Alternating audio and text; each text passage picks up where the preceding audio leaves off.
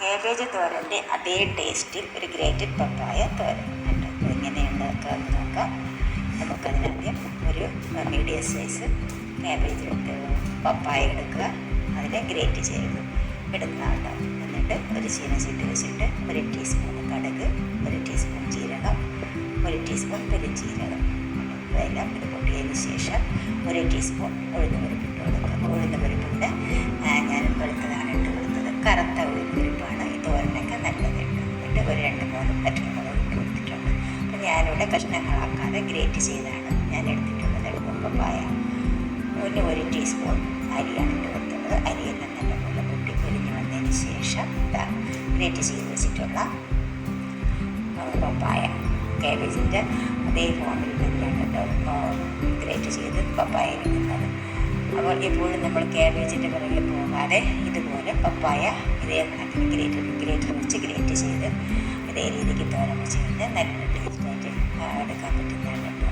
അപ്പോൾ ഇതിൻ്റെ ആവശ്യത്തിനായ ഉപ്പ് ചേർത്ത് നല്ലപോലെ ഒന്ന് വശക്കി കൊടുക്കുക. അപ്പോൾ അതിൻ്റെ ഒരു പച്ചമുളകൊക്കെ മാറി ഒരു 5 മിനിറ്റ് എണ്ണയിലിട്ട് നല്ലപോലെ വശക്കിയതിന് ശേഷം ഇതിൽ ഒരു സവാളയും 2 പച്ചമുളകും ഇഞ്ചി വെളുത്തുള്ളി ചതച്ചത് കൂടെയാണ് ഞാനിപ്പോൾ ഇതിൽ ചേർത്ത് കൊടുത്തിട്ടുള്ളത് കേട്ടോ. അപ്പോൾ ഇതും കൂടെ ഇട്ട് നല്ലപോലെ ഇട്ട് വന്ന് നല്ലപോലെ മിക്സ് ചെയ്ത് നല്ലപോലെ ഇളക്കിയിട്ട് ഒന്ന് സ്പ്രിങ്കിൾ ചെയ്ത് കൊടുക്കുക. ശകലം വെള്ളം ഒന്ന് തളിച്ച് കൊടുത്താൽ മാത്രം മതി. കൂടുതൽ വെള്ളം ഒഴിക്കേണ്ട ആവശ്യമില്ല. കാരണം പപ്പായ ഗ്രേറ്റ് ചെയ്താണ്. അപ്പോൾ അതിൽ തന്നെ വെള്ളമുണ്ട്. അപ്പം ആ വെള്ളത്തിന് നമുക്ക് പിഴിഞ്ഞ് കളയുന്നില്ല. അപ്പോൾ അതോടുകൂടി തന്നെയാണ് ഇത് വയ്ക്കുന്നത്. ഇതാ ഒരു പകത്ത് പാകമായി. ഇനി ഇതിലൊരു ഇച്ചിരി ഒരു 1/4 ടീസ്പൂൺ മഞ്ഞൾപ്പൊടി ചേർത്തുകൂടി നല്ലപോലെ ഇളക്കി മിക്സ് ചെയ്തിട്ട് 1 കപ്പ് നാളികേരം ഇങ്ങനെ ചെറുകിയതിങ്ങനെ ഇട്ട് കൊടുത്താൽ മതി. ഇതിന് മിക്സിയുടെ ജാറിലിട്ട് ഒതുക്കിയൊന്നും ചേർക്കേണ്ട ആവശ്യമൊന്നുമില്ല.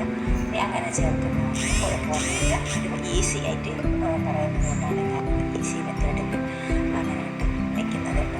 അപ്പോൾ ഇതിന് നടുക്ക് ഇച്ചിരി വെള്ളം ഒഴിച്ചെടുക്കുക. കാരണം അടുക്കി പിടിക്കാതിരിക്കാൻ വേണ്ടിയിട്ടാണ്. വേറെ വലുതായിട്ട് കൂടുതൽ വെള്ളം നമ്മൾ ചേർക്കുന്നില്ല. ഒരു ശകലം വെള്ളം നേരത്തെ സ്പ്രിങ്കിൾ ചെയ്ത് കൊടുത്തിട്ടുള്ളത്.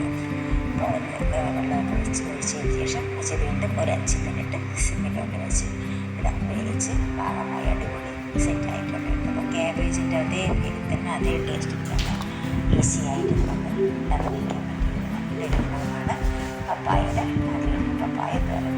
വീഡിയോ ഇഷ്ടമായ ലൈക്ക് ചെയ്യുക, സബ്സ്ക്രൈബ് ചെയ്യുക, ഷെയർ ചെയ്യുക കേട്ടോ. Thank you very much.